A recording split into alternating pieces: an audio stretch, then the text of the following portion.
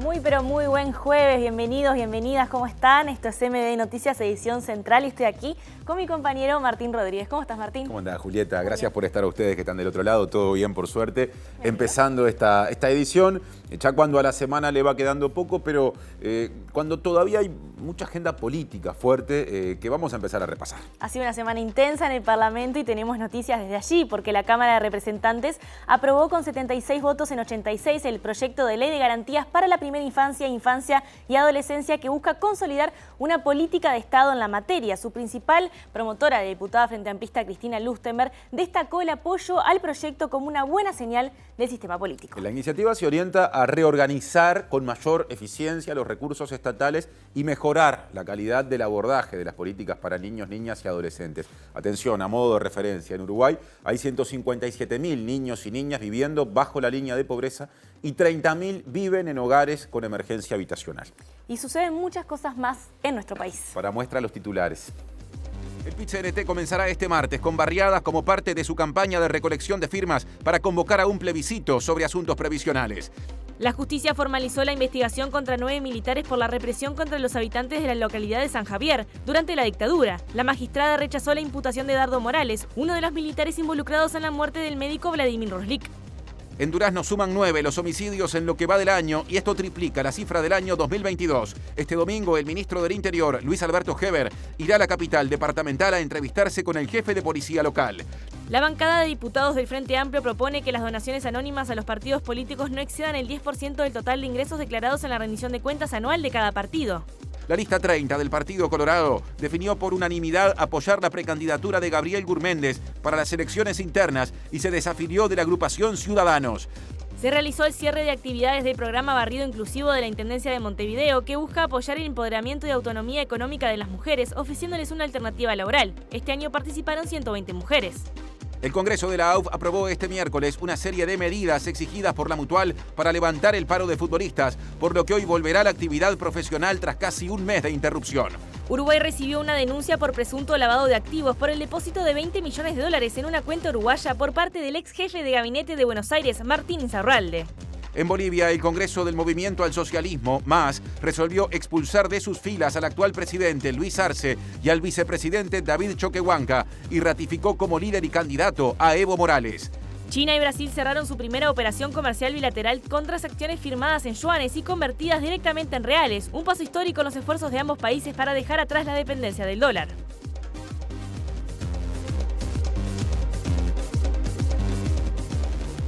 De la pantalla tradicional de TV Ciudad, nos pueden ver a través de tvciudad.uy, a través de YouTube en vivo y nos pueden escuchar a través de Uniradio 107.7 en FM, Capital, Cercanías y para el mundo con el dispositivo que tengan, uniradio.edu.uy, radio de la Universidad de la República. Ahora es tiempo de presentar los móviles de hoy.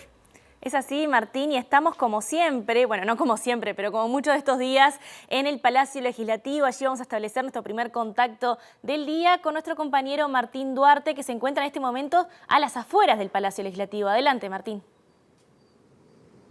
Así es, Julieta. Martín, buenas noches para ustedes. Hace minutos la tranquilidad que tenemos ahora fuera del Palacio Legislativo no era tal porque fueron desalojadas las barras hace minutos de la Cámara de Senadores, que está discutiendo en estas últimas horas a contrarreloj los últimos aditivos de la rendición de cuentas.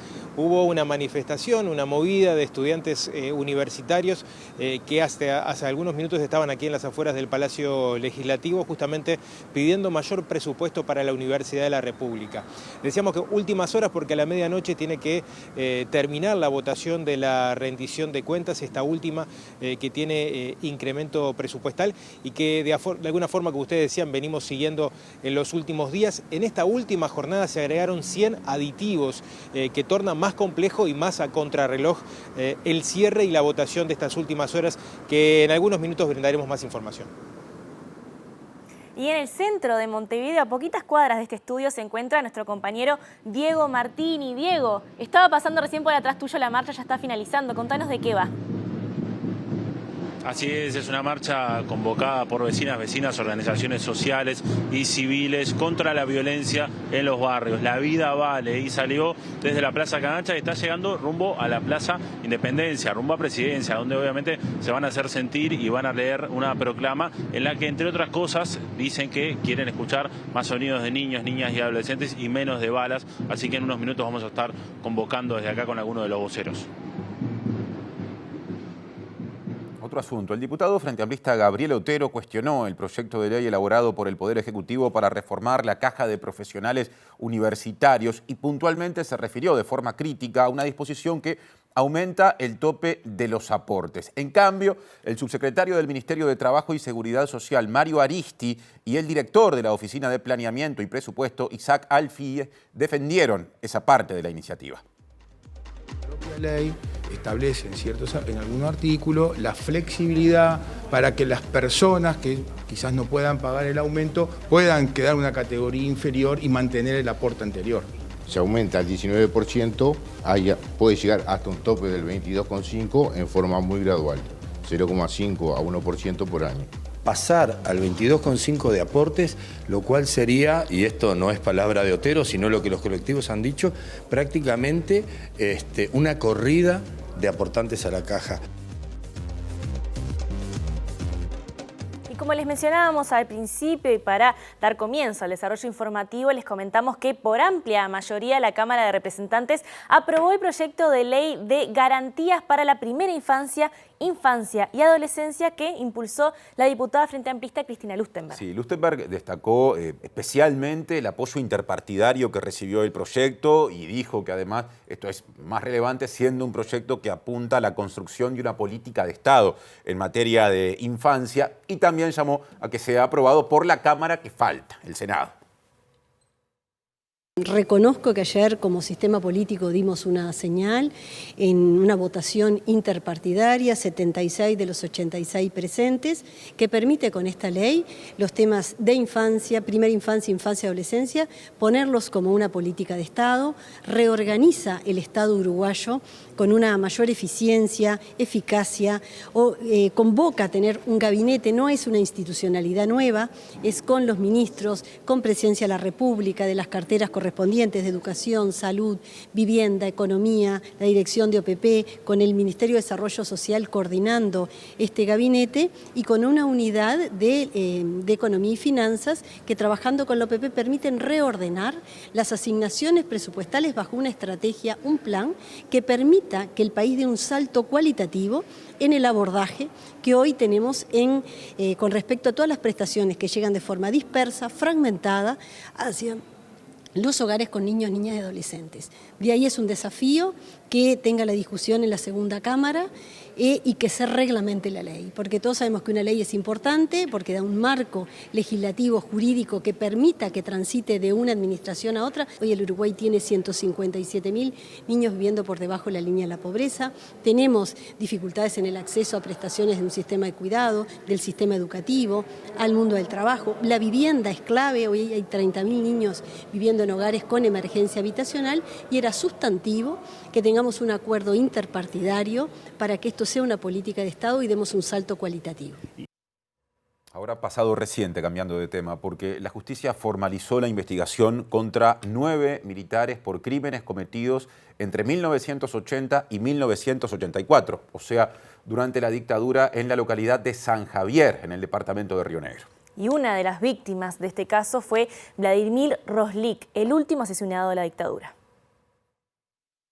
El fiscal especializado en crímenes de lesa humanidad, Ricardo Percivale, había solicitado la formalización de la investigación contra 12 militares partícipes de la represión contra la población rusa de San Javier sobre fines de la dictadura. Sin embargo, uno de ellos, Alberto Loitey, ex candidato a intendente de Soriano por Cabildo Abierto, falleció y otro militar está internado en grave estado, por lo que no concurrió a la audiencia. En este marco, la jueza de Fray Bentos, Selva Siri, aceptó aceptó la formalización de los 9 militares por delitos de privación de libertad, abuso de autoridad contra los detenidos y lesiones graves. La magistrada rechazó el pedido de prisión preventiva y otorgó el beneficio de la prisión domiciliaria con colocación de tobillera electrónica, prohibición de acercarse a las víctimas y de salir del país. En tanto, la jueza desestimó la imputación contra Dardo Morales, quien participó activamente en el interrogatorio del médico Vladimir Roslik, muerto por torturas en 1984. La magistrada argumentó que el militar ya fue juzgado por estos hechos. Morales fue procesado semanas atrás por las torturas contra la maestra Susana Zanoniani y otros habitantes de San Javier en 1980. El fiscal Percivale decidió apelar la decisión, ya que esta nueva imputación incluye hechos ocurridos en 1984. La muerte de Vladimir Roslik es uno de los crímenes más emblemáticos de la dictadura. Roslik fue el último muerto por torturas durante el período del terrorismo de Estado.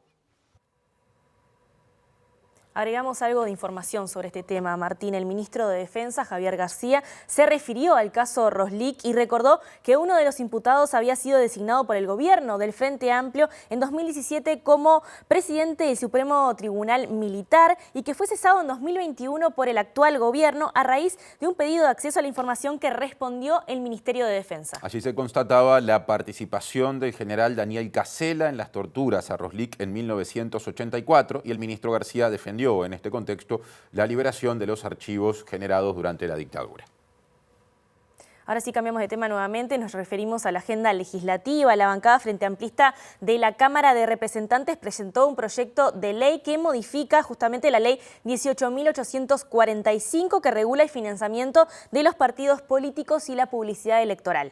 Justamente esta propuesta lo que hace es plantear que las donaciones anónimas no excedan 10% del total de los ingresos declarados por los partidos en sus rendiciones de cuentas de gastos.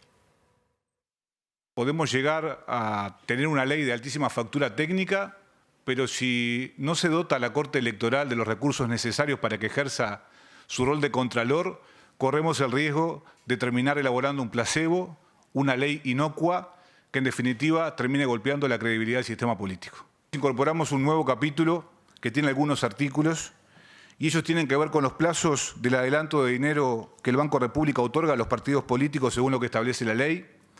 En segundo lugar, la incorporación de un artículo donde establecemos la reducción del porcentaje de las donaciones anónimas en el global de los ingresos de los partidos políticos. Y por último lugar, lo que decíamos al inicio, a texto expreso colocamos la obligación del Poder Ejecutivo de dotar a la Corte Electoral de los recursos necesarios para el control justamente de esta nueva ley. No queremos que las corporaciones empresariales coopten candidatos políticos que después que son electos sientan que le deben un favor al sector empresarial que financió sus campañas electorales. Seguramente en este punto no hay acuerdo. La llave la tiene el oficialismo, siempre la tuvo. Se nos podría preguntar por qué presentamos ahora las alternativas y no lo presentamos antes. Porque siempre estuvimos esperando durante 3 años que nos presentaran las opciones al proyecto que se estaba trabajando, que era el proyecto original del Frente Amplio.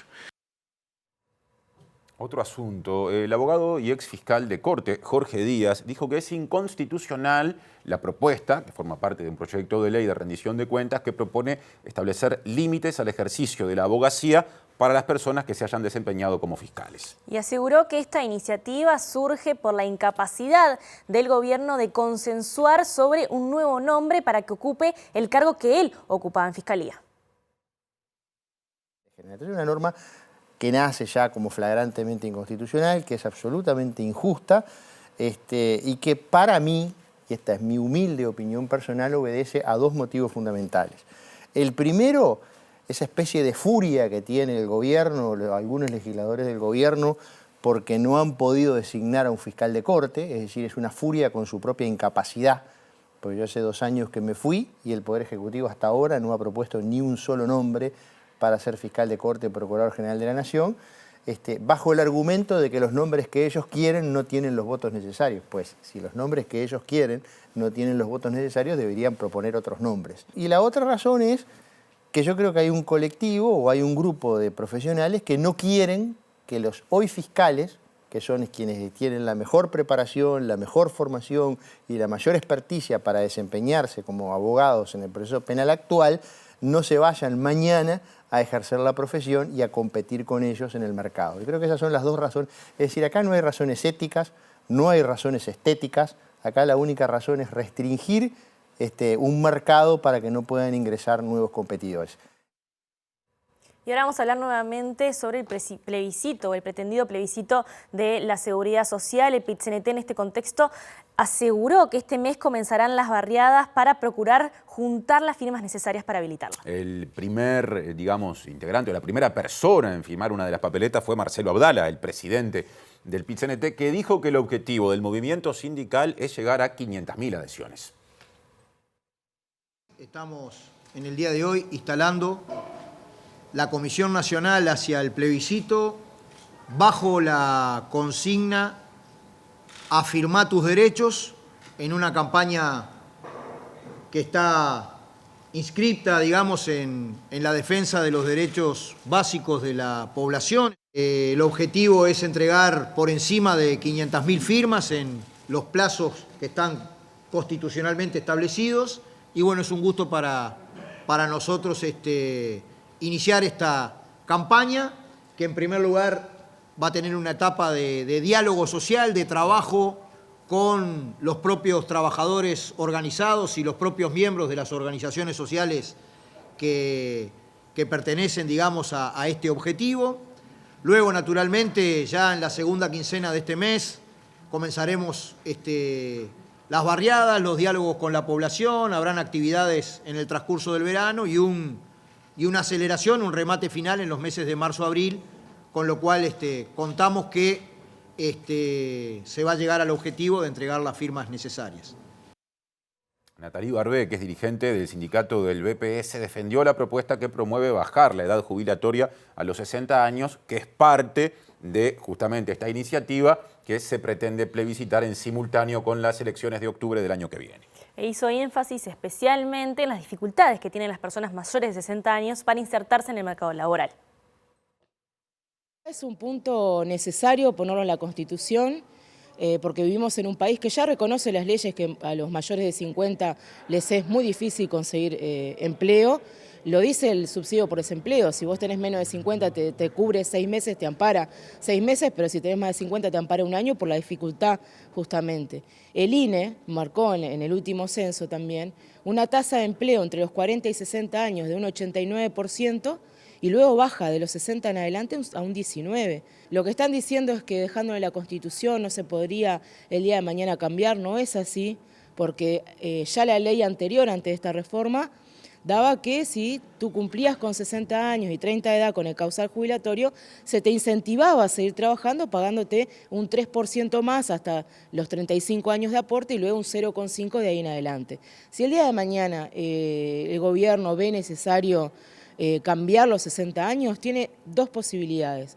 Una, hacerlo por ley incentivando a que se siga trabajando a quienes quieran y tengan trabajo, y otra, si no, consultando al pueblo, porque no hay que olvidarse que esto no es una reforma que va a realizar TCS o va a realizar el PIT-CNT. Nosotros estamos informando y abriendo la cancha a que el pueblo pueda definir bajo democracia directa con la herramienta tan importante que es el plebiscito. Si el día de mañana un gobierno ve necesario que se aumente la edad jubilatoria, va a tener que explicar a la población y consultarla si está de acuerdo con ese aumento de la edad. Presenta Antel Conecta 5G con Uruguay para que vos te conectes con el futuro. Movilización en reclamo de seguridad y temas de convivencia también en el centro de Montevideo. Volvemos al móvil que lo tiene ya pronto a Diego Martini. Adelante, Diego.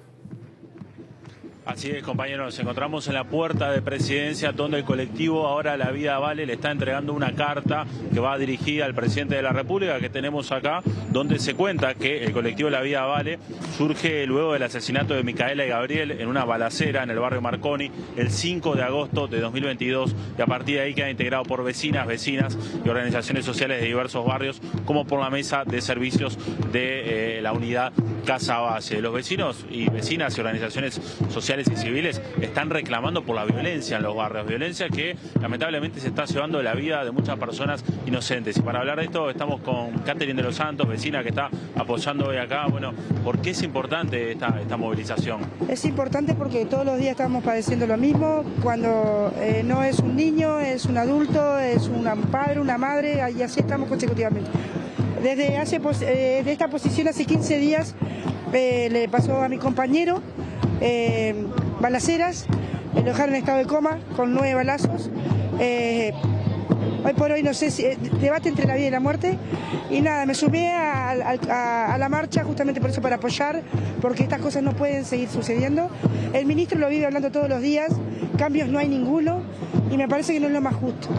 Y nada, hoy es mi compañero, mañana es un niño, mañana puede ser tú, mañana puede ser el camarógrafo, podemos ser todos. ¿Por qué? Por ideales de esta gente que son bandas delincuentes, porque no lo quiero llamar así para no pasar por maleducada, pero bueno, hay que terminarlo esto, hay que terminarlo una buena vez porque ya no está bueno. Acá las criaturas ya no pueden ni estar jugando como los tiempos de antes, que las niñas se ponen a jugar en una cuadra y tienen que estar entrando o esquivando un balazo para que no nos maten, porque es la realidad y es una triste realidad. Entonces, ¿ven que no hay respuestas también de las autoridades, del Ministerio del Interior, de Policía? Quizás en un momento como pasa ahora esto de una marcha, sí es un boom, recorren, están, van, vienen, pero tienen que seguir pasando cosas justamente para eso, para que nosotros estemos llamando la atención, que estemos haciendo marchas, porque estamos todos doloridos como familia, como hermanos, como primos, como tíos. Y no queremos llegar a este punto. Sabemos todo cómo está todo hoy por hoy en el Uruguay, que no está nada bien, y el ministro bien lo sabe, porque se nos escapan los narcotraficantes, porque estamos haciendo las cosas mal, un montón de cosas. Entonces hay que tomar medidas y no llegar a esto, porque el ruido que hacemos nosotros quizás le molesta al otro, que capaz que no tiene nada que ver, y así estamos. Entonces hoy venimos a tocar puertas y a decirle al presidente que nos ayude. ¿Qué le piden puntualmente? Puntualmente que tome cartas en el asunto, que por favor se ponga las pilas, que nada, que seguimos, no queremos seguir así. Nos matan, nos siguen matando y nos sentimos solos, que nadie hace nada, no tenemos respuesta de nadie. Y como yo le digo, pasó con mi compañero, podría haber sido un hijo, podría haber sido un hermano, mi madre. Justicia, nada más. Pedimos justicia y que nos ayude el presidente, que hasta ahora ha venido haciendo las cosas bien. Con este tema de la delincuencia es interminable. Gracias, Catherine. No, a ustedes, que tengan buenas noches. Bien, compañeros, con estas imágenes de nuestro compañero Joaquín Seoane de lo que es esta movilización que estaba frente a Presidencia, donde se le fue a entregar entonces una carta al presidente de parte del colectivo La Vida Vale. Segunda marcha contra la violencia en los barrios por la convivencia y una vida digna. Volvemos a estudios. Antel conecta 5G con Uruguay para que vos te conectes con el futuro. Y continuamos en tema, Martín, porque este miércoles hubo un nuevo asesinato en Durazno y ya son 9 los homicidios en ese departamento en lo que va del año, 3 veces más que en 2022. A propósito, este domingo el ministro del Interior, Luis Alberto Heber, viajará a la capital duraznense para entrevistarse con el jefe de policía local.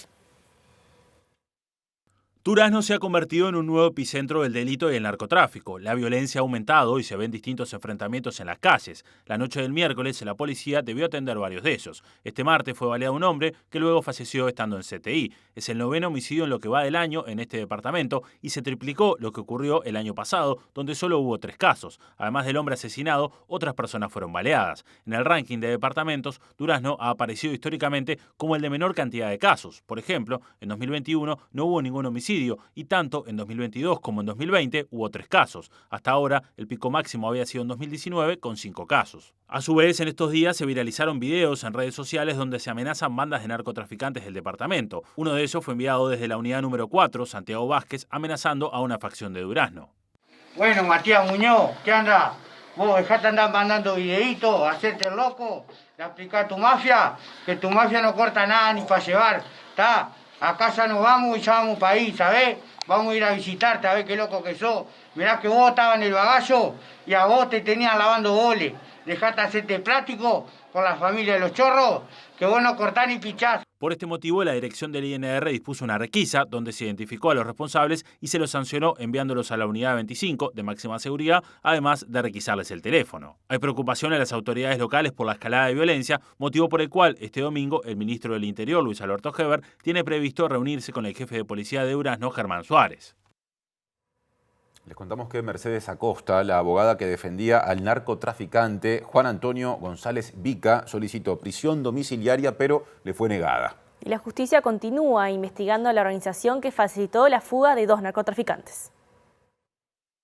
Mercedes Acosta, abogada que integra organización que falsificaba documentación para pedir prisión domiciliaria y se encuentra con prisión preventiva, solicitó prisión domiciliaria pero le fue negada, según confirmó el observador. Quien negó el pedido fue la jueza María Elena Maynard, la misma que dio prisión domiciliaria al narcotraficante que se fugó en su hogar, Juan Antonio González Vica. Yo entiendo que el delito es grave, pero el delito, porque el delito sea grave, no lo vamos a dejar morir en reclusión. Eso es mi concepto, eso es mi concepto de las cosas. El señor no es un santo varón, el señor tiene una condena, no me acuerdo cuál es la pena que tiene. 4 años. 4 años de penitenciaría y hay un montón de cosas más que tienen ustedes ahí en la vuelta. Sí. Por acuerdo. Sé que no es un angelito bajado al cielo, el señor cometió un delito, tiene una pena, la tiene que cumplir, ¿verdad? Pero sabemos la situación del INR hoy por hoy es lamentable.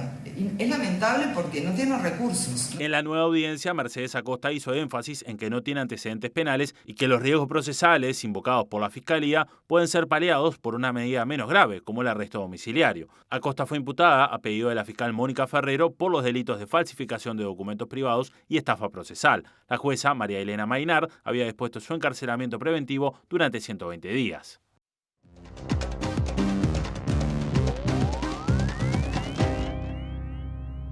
Y recibimos por segunda vez en esta semana al economista Germán de Agosto para que nos hable en este caso de inflación y precios. ¿Cómo está, Ger? ¿Cómo anda, Juli? ¿Todo bien? Muy bien, muy bien.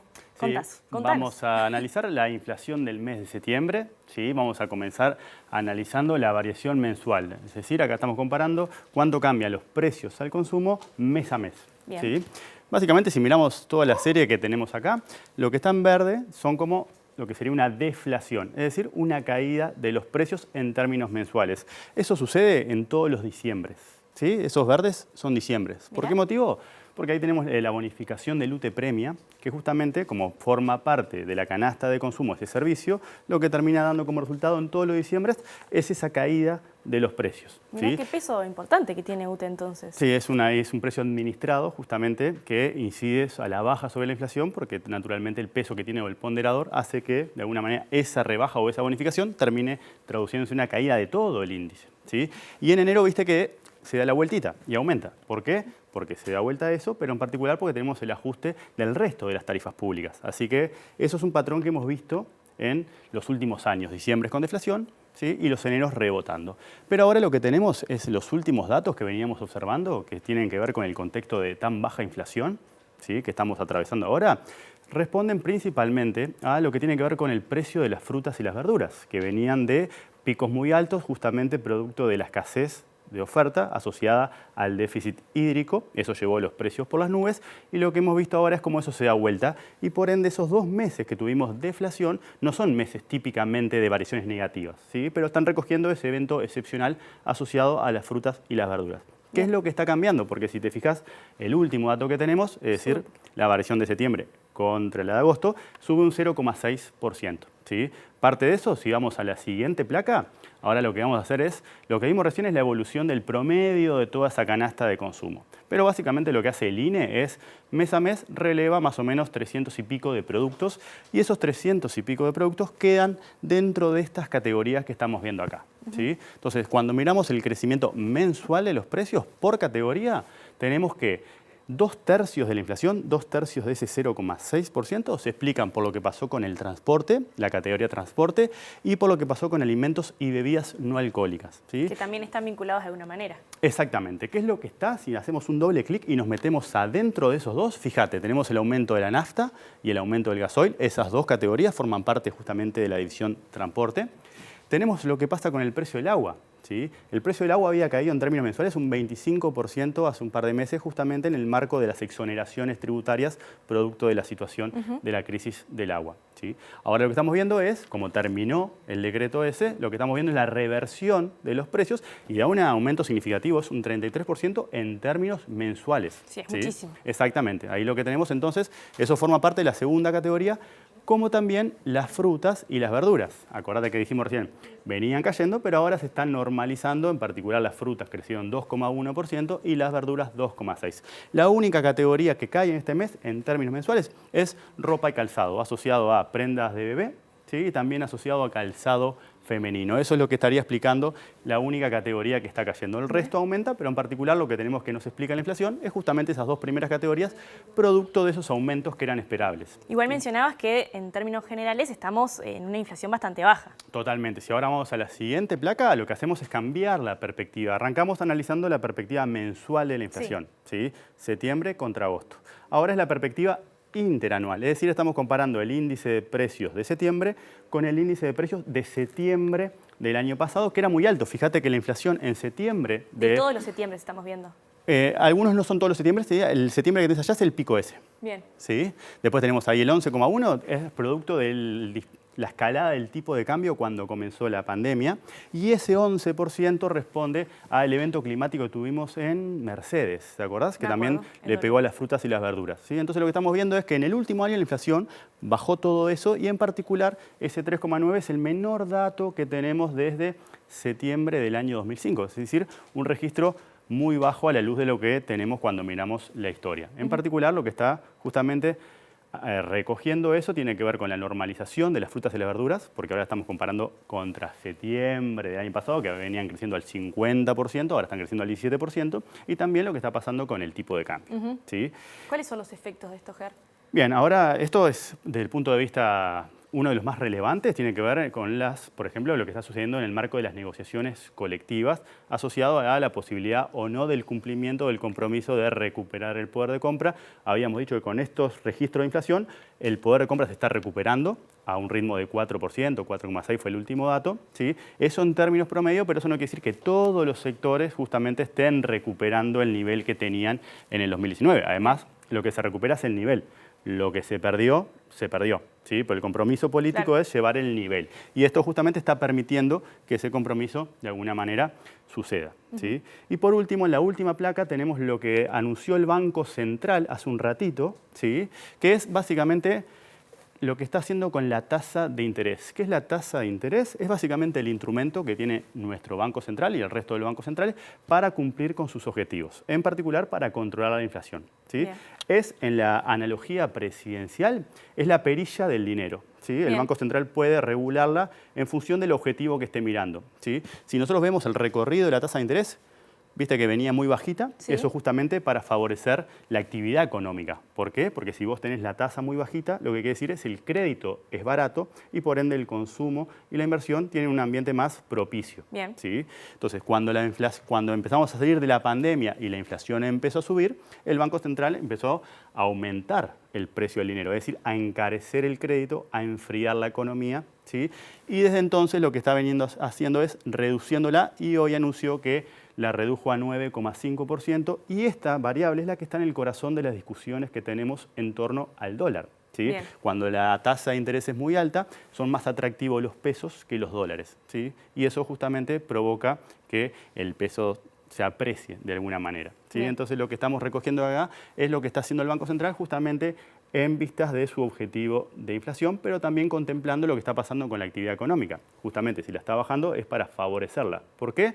Porque en los últimos 4 trimestres que tenemos datos de actividad económica, en 3 la economía cayó. En particular el último dato es la caída del segundo trimestre asociado al impacto de la sequía y de la finalización de las obras de UPM y en el marco de lo que esperamos que sea un crecimiento muy bajito, del 1%. Es decir, esa reducción de la tasa de interés está asociada a esa preocupación y no tanto a la inflación, que hoy por hoy ya no está en torno al 10%, sino en torno del 4%. Bueno, hay gente que va a quedar contenta y otra que no tanto con estas noticias, como siempre. Exactamente. Muchas gracias, Germán. Muchas gracias, Julia. Bueno, continuamos ahora con el informativo con Martín Rodríguez. Y vamos en procura de uno de los móviles de hoy, porque está pronto Martín Duarte en el Parlamento. Se termina, Martín, de votar la rendición de cuentas. Contanos. Así es, y bueno, le agradecemos unos minutos al senador Charles Carrera a propósito de un tema que ha generado bastante polémica. En la jornada de ayer teníamos un poco la palabra del senador Botana en torno al articulado que hace referencia a la inhibición de los fiscales de poder integrarse a la actividad privada una vez que dejen sus funciones. En estos momentos se está justamente discutiendo ese tema. Bueno, senador, ¿qué postura ha llevado el Frente Amplio? ¿Hubo acercamiento con la coalición a propósito de estos cambios que se proponían en el articulado, de bajar de 3 años a 1 a los fiscales letrados? No, en primer lugar, nosotros desde el Frente Amplio lo que queremos decirle a la audiencia es que tenemos mucha preocupación con este artículo. Esto es una política sistemática de ataque a la Fiscalía, de ataque a algunos funcionarios de la República, a un cuerpo profesional que lo que hace es aplicar el derecho, y nosotros consideramos que es inadmisible. Consideramos que es inadmisible ese ataque. Hay una animosidad. No hay antecedentes en nuestro ordenamiento jurídico que se prohíba a un conjunto de funcionarios públicos ejercer la profesión, este tipo de limitaciones. Las limitaciones en el derecho tienen que ser por razones de interés general. Aquí no existe ninguna razón de interés general para limitar el ejercicio de la profesión del fiscal general por 3 años sin una compensación. Nosotros, en el Frente Amplio, estamos dispuestos a discutir el tema. Por ejemplo, que se puede limitar por 1 año el ejercicio del cargo de fiscal general, pero tenemos que sumar otros cargos. Por ejemplo, los ministros de la Suprema Corte de Justicia, los ministros del TCA. Es decir, nosotros consideramos que esto es inadmisible. Acá hay un objetivo concreto de la coalición de derecha de atacar a la Fiscalía, porque la Fiscalía no cumple con su designio. Aparentemente es eso. No hay una razón, no hay un justificativo. Yo ayer lo escuchaba al senador Botana. El senador Botana, en su momento, en su departamento, tuvo muchas denuncias por malversación de fondos realizadas cuando era intendente, realizadas por dirigentes de su propio partido. Todas esas denuncias fueron archivadas.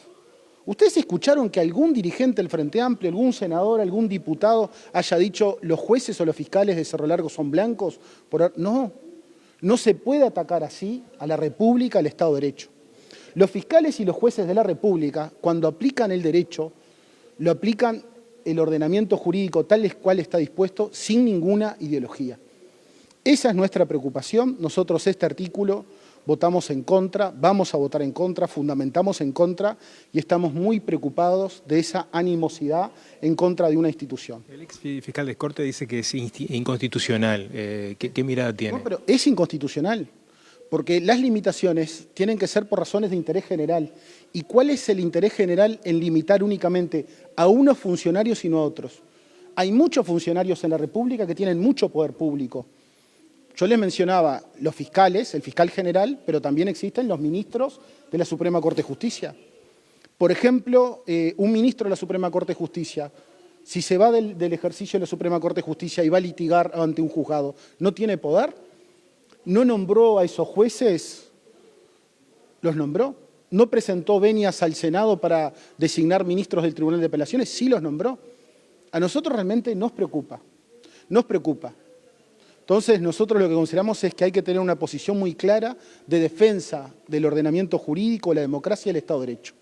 Y no se puede estar atacando a estos funcionarios, porque estos funcionarios mañana están aplicando el derecho y le están imputando sentencias y le están diciendo que alguna persona es procesada por la comisión de algún delito. ¿Y qué mensaje le estamos dando a la sociedad? Realmente es preocupante el rol que están jugando la coalición de derecha en nuestro país, atacando sistemáticamente una institución, que también lo quiero señalar, que hoy esta institución, todos los ingresos son por concurso, los ascensos son por concurso, y ojalá que todo el sistema de justicia en el futuro se pueda ingresar y ascender por concurso. Vamos a arrancar con un tema que viene también estando bastante presente esta semana, porque el director de la OPP, Isaac Alfie, y el subsecretario del Ministerio de Trabajo y Seguridad Social, Mario Aristi, defendieron en el Parlamento el proyecto de reforma de la Caja de Profesionales. Desestimaron, justamente en una comparecencia ante el Parlamento, que el organismo perciba lo recaudado por IAS, que es una idea que desde algunos sectores se había manejado, y en cambio justificaron aumentar los aportes de 16,5% a 19%, estableciendo un tope que eventualmente se podría activar de 22,5% para asegurar la viabilidad de la caja. Están hechas las simulaciones de cuál sería el aumento ya con cierta queda, diríamos, en algunos aportes. De hecho, la propia ley establece en algunos artículos la flexibilidad para que las personas que quizás no puedan pagar el aumento puedan quedar en una categoría inferior y mantener el aporte anterior.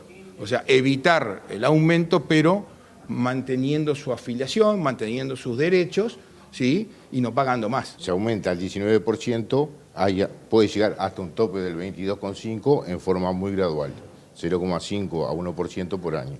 Aristi descartó la propuesta de que la Caja de Profesionales perciba lo que su masa afiliada paga por concepto de impuesto a la asistencia de la Seguridad Social, IAS, lo que en la actualidad se destina al BPS, por considerar que ese dinero no es suficiente para abatir el déficit de la Caja. El monto que se paga por IAS no es suficiente, no se arregla el problema, primera cosa. Segundo, es de vestir a un santo para vestir a otro. Y se replicaría en otras entidades previsionales. No tiene sentido esa discusión. Y el diputado Frente Amplista Gabriel Otero cuestionó el aumento del tope de los aportes a 22,5% que figura, como recién lo dijimos, en el proyecto de ley elaborado por el Poder Ejecutivo vinculado a la reforma de la Caja de Profesionales. Tras escuchar a los jerarcas que concurrieron en la Comisión de Legislación del Trabajo y de la Seguridad Social, dijo que esta reforma puede restarle aportantes a la Caja. Nosotros tenemos un montón de pedidos de colectivos, de profesionales, para venir a la comisión y plantear sus preocupaciones, que son ciertas, como por ejemplo, pasar al 22,5% de aportes, lo cual sería, y esto no es palabra de Otero, sino lo que los colectivos han dicho, prácticamente una corrida de aportantes a la Caja.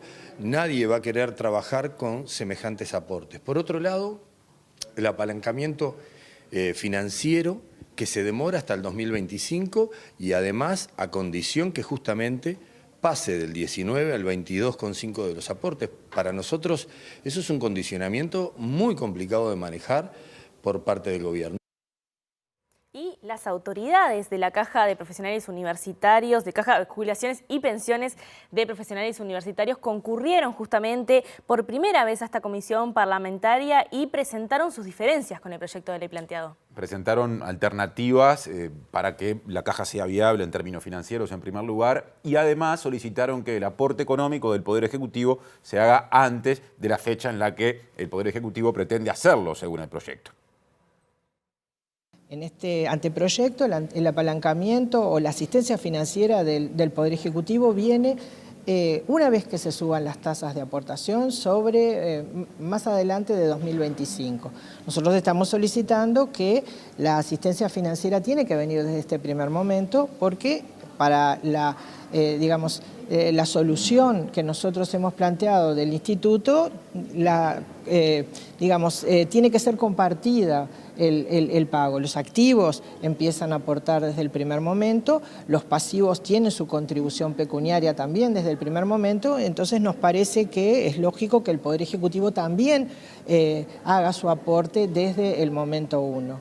Luego, seguimos insistiendo en el IAS. Nosotros queremos que el IAS que abonan los pasivos y jubilados y pensionistas de nuestra caja quede en nuestra caja a efectos de mejorar la situación económico-financiera y volvemos a reiterar que para nosotros el aumento de los timbres profesionales, como hemos solicitado algunos timbres profesionales que sean aumentados, también es una forma de mejorar las finanzas de la caja.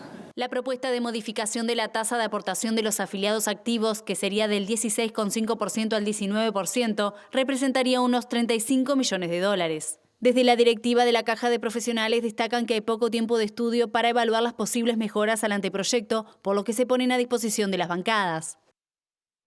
Agenda preelectoral, ahora cambiando de tema. La lista 30 de Montevideo del Partido Colorado abandonó el sector Ciudadanos para apoyar la precandidatura presidencial o eventual precandidatura presidencial del presidente de Antel, Gabriel Gurméndez. El jerarca renunciará a la presidencia del ente antes del 27 de octubre para dedicarse justamente a la campaña electoral.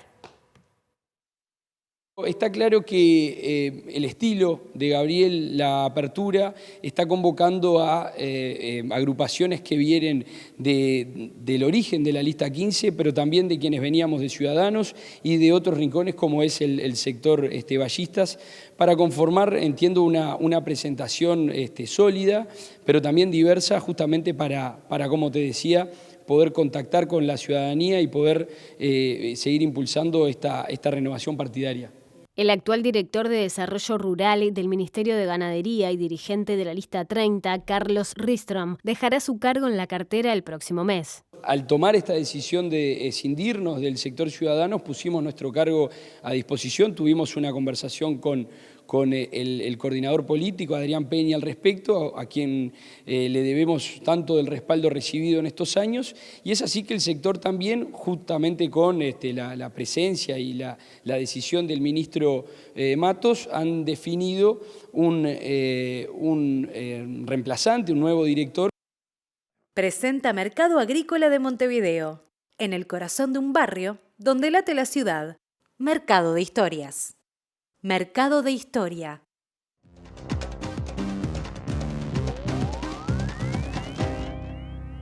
¿Qué tal? Buenas noches. Abrimos el capítulo internacional hablando de Bolivia porque el movimiento al socialismo, partido gobernante, va de mal en peor en la discusión interna que existe entre sus dos líderes, Evo Morales y el actual presidente Luis Arce Catacora. Esto porque luego de un congreso que tuvo muchas particularidades fue expulsado el actual presidente de Bolivia y también su vicepresidente David Choquehuanca del partido por no haber asistido justamente a este encuentro. Esto pone de manifiesto una situación que se viene arrastrando desde hace mucho tiempo, que es una división interna importante en el seno de uno de los principales partidos de Bolivia y además el partido de gobierno, y pone de manifiesto el enfrentamiento que existe actualmente entre estos dos líderes.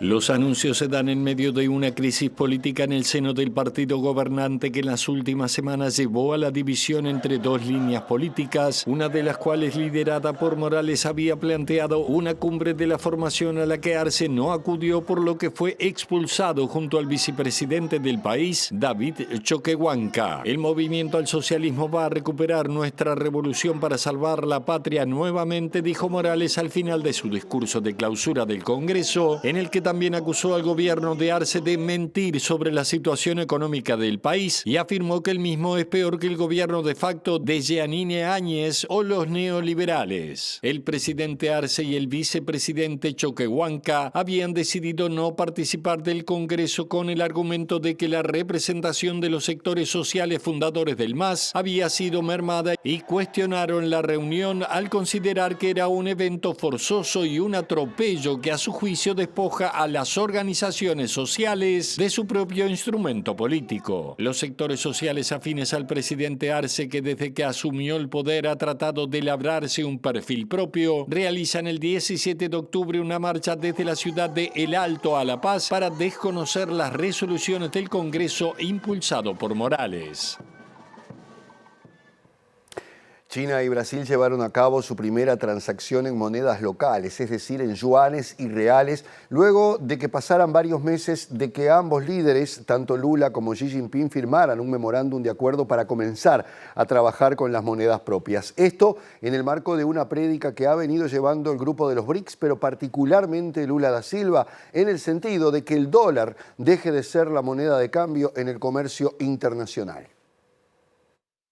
China y Brasil cerraron su primera operación comercial bilateral con transacciones financiadas y liquidadas en yuanes y convertidas directamente en reales, un paso histórico en los esfuerzos de ambos países para promover el comercio bilateral en monedas locales. Según el diario brasileño Folha de São Paulo, que cita al Banco de China Brasil Sociedad Anónima, filial del cuarto banco estatal chino, se trata de una operación de exportación de celulosa de Eldorado, Brasil, una empresa con representación en Shanghái, cargamento que fue enviado en agosto desde el puerto de Santos hasta el de Qingdao en China. La operación se concretó meses después de que el presidente brasileño Lula da Silva, un firme partidario del fin de la hegemonía del dólar en el comercio mundial, firmara un memorándum de entendimiento con su par chino Xi Jinping para promover las operaciones entre ambos países en monedas locales. En ese viaje a China, Lula participó en la toma de posesión de la expresidenta brasileña Dilma Rousseff como presidenta del nuevo Banco de Desarrollo de los BRICS, donde criticó el uso generalizado del dólar e instó a la creación de una moneda única del bloque de los países emergentes. El mandatario brasileño se preguntó entonces por qué todos los países necesitan hacer un comercio respaldado por el dólar, al tiempo que otros países de América Latina, entre ellos Argentina y Bolivia, también están implantando el comercio en yuanes con China como alternativa a la moneda estadounidense. La guerra entre Rusia y Ucrania continúa, aunque no hablemos todos los días de ella, los muertos se siguen contando por cientos, pero particularmente en las últimas horas se dio un ataque ruso sobre la ciudad de Yarkov que ha dejado al menos 61 muertos. Esto en el marco de 51 muertos. Esto en el marco de un ataque con misiles Iskander hacia un pequeño poblado cerca de Kupiansk, en la zona del frente entre rusos y ucranianos. Ocurrió este episodio cuando el presidente Volodymyr Zelensky acudía a una cumbre europea que se desarrolla en Granada, donde uno de los temas es justamente el apoyo que se le va a prestar a Ucrania para seguir adelante con esta guerra. El misil impactó contra un café y una tienda situada en la pequeña localidad de Grozza, donde se encontraban unas 60 personas, de las que 51 murieron y 7 resultaron gravemente heridas, y los servicios de emergencia han recuperado ya casi todos los cadáveres, entre ellos un niño de 6 años, entre los escombros de los inmuebles bombardeados. Según las autoridades, en el momento del ataque en ambos establecimientos, había un gran número de personas que participaban en un velatorio por la muerte de un vecino, y según datos preliminares, el ataque fue perpetrado con un misil de crucero Iskander. El presidente ucraniano Volodymyr Zelensky, que actualmente se encuentra en la cumbre de la Comunidad Política Europea celebrada en la ciudad española de Granada, dijo que su país necesita reforzar sus defensas antiaéreas y poder proteger mejor sus pueblos y ciudades de ataques como este, afirmando que fue un crimen claramente brutal de Rusia y un acto totalmente deliberado de terrorismo. Además de la condena internacional por el ataque, Zelensky, que mantuvo conversaciones con varios líderes europeos, obtuvo en Granada la promesa de que la Unión Europea y sus Estados miembros seguirán apoyando económica, militar y políticamente a Kiev frente a la agresión rusa, especialmente en este momento en el que existen dudas sobre la continuidad del apoyo por parte de Estados Unidos. Presentó Mercado Agrícola de Montevideo, en el corazón de un barrio donde late la ciudad. Mercado de Historias. Mercado de Historia. Retomamos la agenda local, pero con anclaje internacional, porque el secretario antilavado de Uruguay, Jorge Chediak, recibió una denuncia por presunto lavado de activos por el depósito de $20 millones en una cuenta uruguaya a cargo del ex jefe de gabinete de la provincia de Buenos Aires, Argentina, Martín Insaurralde. La denuncia en este caso fue realizada por una diputada argentina de Juntos por el Cambio. La Unidad de Información y Análisis Financiero, UIAF, del Banco Central, investiga una denuncia presentada por la diputada argentina de Juntos por el Cambio, Graciela Ocaña, contra el ex jefe de gabinete de la provincia de Buenos Aires, Martín Insaurralde, de Unión por la Patria. La denuncia, que recibió el secretario nacional para la lucha contra el lavado de activos y el financiamiento de terrorismo, Jorge Chediak, insinúa que Insaurralde depositó $20 millones en una cuenta uruguaya. Estos delitos son muy complejos de instrumentar, porque los países de larga data, y Uruguay lo ha hecho a través de 5 gobiernos, hemos instrumentado controles preventivos para evitar justamente el lavado. Con lo cual, las maniobras para evadir esos controles son sumamente complejas, a través de testaferros, de personas jurídicas, se fraccionan montos, con lo cual este tipo de investigaciones, para hacer la ingeniería inversa, son también muy complejas. Lo que hemos ya adelantado con el señor fiscal de Corte y con algunos subsecretarios integrantes de la Comisión de Lavado de Activos que supervisa todo el sistema, es que este caso ameritaría la conformación de un equipo multidisciplinario que tradicionalmente han estado integrados por la propia SENACLAF, por la UIAF del Banco Central, por la DGI, por el Ministerio del Interior, por el Ministerio de Defensa y por la propia Fiscalía, a los efectos de tener una mirada integral en la investigación. Cambiamos de tema ahora, Martín. El presidente de la AUF, Ignacio Alonso, afirmó que Montevideo se convertirá en la capital mundial del fútbol en 2030. Claro, porque explicó que en los 30 días previos al inicio de la Copa del Mundo 2030, falta todavía, estamos a 7 años, habrá múltiples espectáculos para conmemorar el, digamos, aniversario número 100, el centenario del primer mundial, el de 1930. Hay toda una previa en Montevideo, que fue la ciudad sede en 1930, donde van a haber una serie de actividades que van a homenajear los 100 años. Y va a ser por un periodo de 30 días. O sea, durante 30 días Montevideo va a ser la capital del fútbol del mundo, y los acontecimientos de celebración de los campeonatos mundiales con independencia de la FIFA, que se comenzaron a celebrar en 1930, se va a producir en Montevideo. Bien. Esa es la real situación. En entrevista con Sport 890, Alonso destacó que a pesar de que el torneo completo no se jugará en Sudamérica como era el objetivo inicial, lo conseguido es un logro. No teníamos una perspectiva real de obtener los votos, y el resultado final seguramente hubiese sido 0. Ahora, en cambio, nosotros tenemos las celebraciones, los partidos inaugurales, el foco del mundo aquí, y por otra parte las clasificaciones ya consagradas a la Copa del Mundo. Creo que, mirado de esa perspectiva, para Sudamérica ha sido un logro. Y la directora de Educación Física, Deporte y Recreación de la Intendencia de Montevideo, Silvia Pérez, habló de este tema y valoró que el partido inaugural del Mundial 2030 se disputa en Montevideo. Sin embargo, lamentó que no se pueda desarrollar todo el campeonato aquí y también adelantó que los costos que requiere este Mundial FIFA van a tener que ser asumidos por la comuna. La opinión de la Intendencia de Montevideo es que es bueno que se juegue el partido inaugural aquí, que pone a la ciudad en los primeros lugares del mundo, ¿no? Va a estar todo el mundo mirando para Montevideo, que lo coloca en un lugar importante y eso es bueno, que también van a quedar refacciones que se van a tener que hacer en el estadio y en algún otro lugar y que eso también va a ser bueno para la ciudad. Y también se recuerda a Tabaré Vázquez, que fue el que tuvo esta idea, que se reunió con Blatter hace ya muchos años, aunque la idea de Tabaré era que el Mundial se jugara en Uruguay. En aquel momento parecía como que era posible y después todo se fue desvirtuando con el correr de los años. Pérez recordó que en agosto, durante un desayuno organizado por Búsqueda, el presidente de la Conmebol, Alejandro Domínguez, le dijo que las posibilidades de que el Mundial fuese en Sudamérica eran altas. Estaban Bauzá, Alonso, Domínguez hablando sobre el 2030 y yo después le pregunté a Domínguez qué posibilidad real creía él que había, cuál era el porcentaje real de que se jugara por acá el Campeonato Mundial del 30 y me dijo 60-65%. No sé dónde quedó eso. Por otro lado, dijo que todavía no se conoce el detalle de las obras que exigirá la FIFA en el estadio y su entorno, pero aclaró que corren por cuenta de la ciudad y no de la FIFA. Es muy pronto para saber todo eso, pero es la ciudad la que corre con los gastos de arreglar el estadio que se va a tener que arreglar para esa final, ¿no? Ya Montevideo demostró que puede albergar una cosa importante como fue la final de la Libertadores, la final de la Sudamericana, pero el estadio se maquilló un poco para esa instancia, el estadio va a haber que arreglarlo y eso lo paga la ciudad sede, la gente cree que lo paga la FIFA.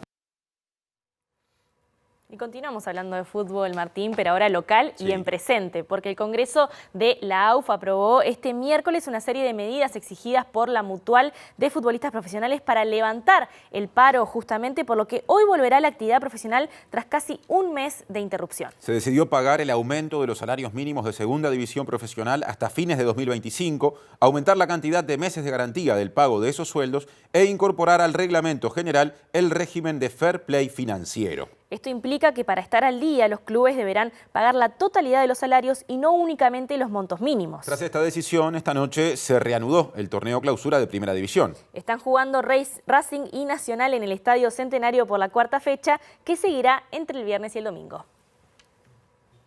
Ahora cambiamos de agenda porque el presidente de la FENAPES, el Sindicato Nacional de Enseñanza Secundaria de las y los Docentes, hablamos de José Olivera, dijo que el presidente del CODICEN de la ANEP, Robert Silva, está usando su cargo en la educación como plataforma electoral. En el marco del Día Mundial de la Docencia que se conmemora hoy, analizó la situación de la profesión a nivel regional y local.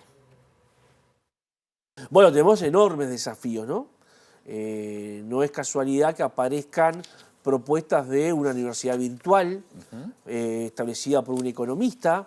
No es casual que aparezcan propuestas de bachilleratos virtuales establecidos por un diputado de la coalición gobernante.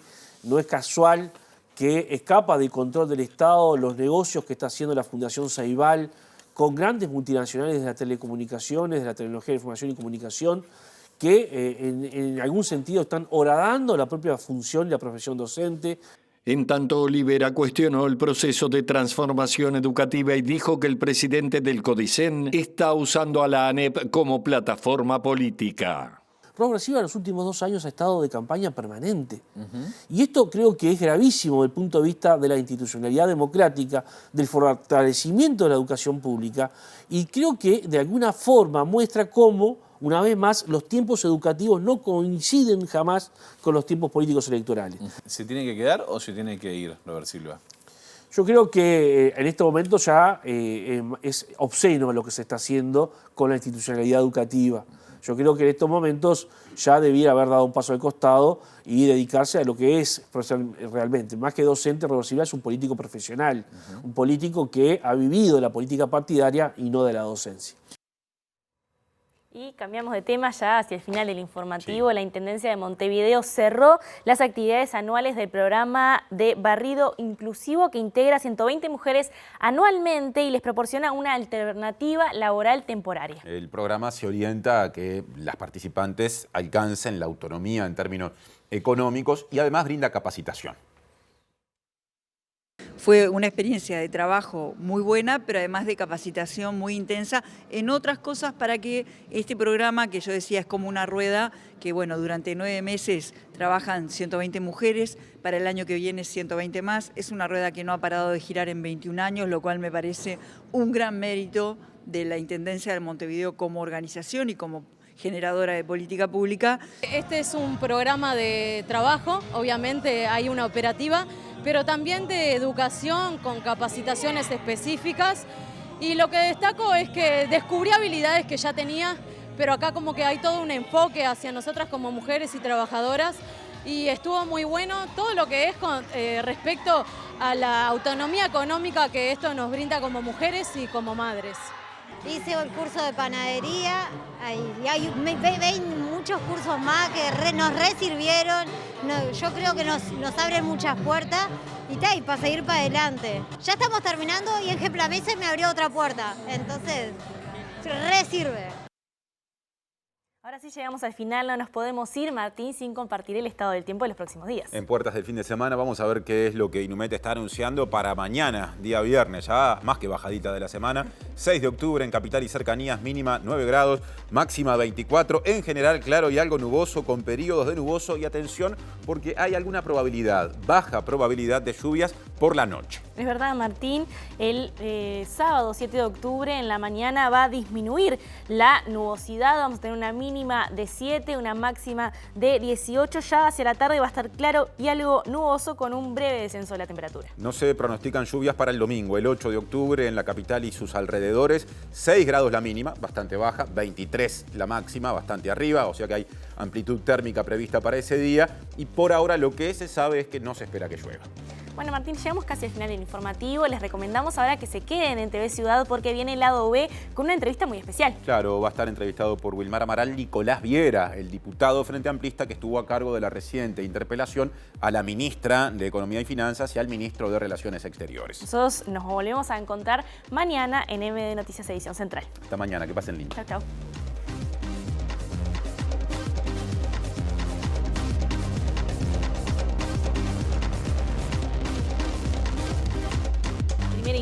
Infancia y adolescencia que busca consolidar una política de Estado en la materia. El PIT-CNT comenzará este martes con barriadas como parte de su campaña de recolección de firmas para convocar a un plebiscito sobre asuntos previsionales. La justicia formalizó la investigación contra 9 militares por la represión contra los habitantes de la localidad de San Javier durante la dictadura. La magistrada rechazó la imputación de Dardo Morales, uno de los militares involucrados en la muerte del médico Vladimir Roslik. En Durazno suman 9 los homicidios en lo que va del año y esto triplica la cifra del año 2022. Este domingo el ministro del Interior, Luis Alberto Heber, irá a la capital departamental a entrevistarse con el jefe de policía local. La bancada de diputados del Frente Amplio propone que las donaciones anónimas a los partidos políticos no excedan el 10% del total de ingresos declarados en la rendición de cuentas anual de cada partido. La lista 30 del Partido Colorado definió por unanimidad apoyar la precandidatura de Gabriel Gurméndez para las elecciones internas y se desafilió de la agrupación Ciudadanos. Se realizó el cierre de actividades del programa Barrido Inclusivo de la Intendencia de Montevideo, que busca apoyar el empoderamiento y autonomía económica de las mujeres, ofreciéndoles una alternativa laboral. Este año participaron 120 mujeres. El Congreso de la AUF aprobó este miércoles una serie de medidas exigidas por la Mutual para levantar el paro de futbolistas, por lo que hoy volverá la actividad profesional tras casi un mes de interrupción. Uruguay recibió una denuncia por presunto lavado de activos por el depósito de $20 millones en una cuenta uruguaya por parte del ex jefe de gabinete de Buenos Aires, Martín Insaurralde. En Bolivia, el Congreso del Movimiento al Socialismo, MAS, resolvió expulsar de sus filas al actual presidente Luis Arce y al vicepresidente David Choquehuanca y ratificó como líder y candidato a Evo Morales. China y Brasil cerraron su primera operación comercial bilateral con transacciones firmadas en yuanes y convertidas directamente en reales, un paso histórico en los esfuerzos de ambos países para dejar atrás la dependencia del dólar.